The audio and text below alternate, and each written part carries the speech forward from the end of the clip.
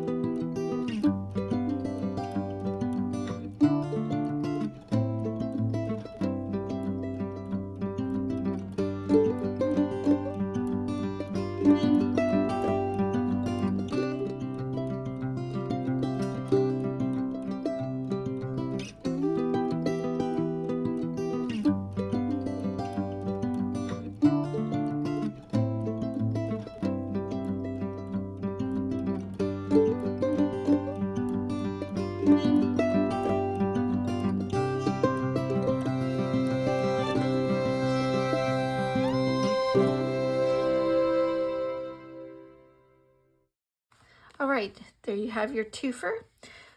Very simple card. I use the Stampin' Blends to create this shadow and cover up my boo-boo.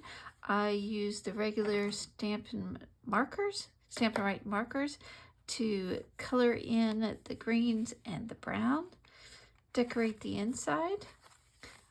Thank you so much for watching. Don't forget to hit like, subscribe, and share, and we'll see you next week. Bye.